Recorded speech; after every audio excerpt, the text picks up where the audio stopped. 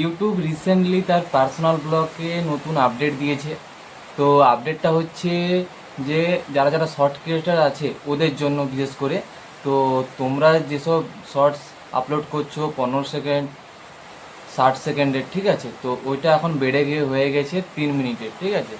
3 মিনিটের শর্টস হয়ে গেছে। এবং তোমরা যে শর্টসে যে গান লাগাচ্ছ ওটা বাইরে থেকে যদি তুমি এক্সপোর্ট করো, ঠিক আছে, তাহলে তোমার যে চ্যানেলটা আছে ওটা ব্লকও হতে পারে।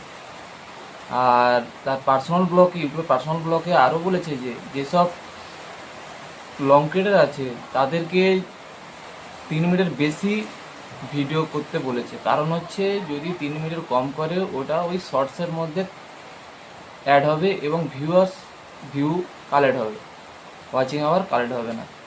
তো ইউটিউব এটা তার রিসেন্টলি তার ব্লকে বলেছে এবং এটা অ্যাক্টিভেট হয়ে যাবে 15ই অক্টোবর থেকে। তো যারা যারা লং ভিডিও বানাও তারা 3 মিনিটের বেশি করে ভিডিও বানাবে, ঠিক আছে।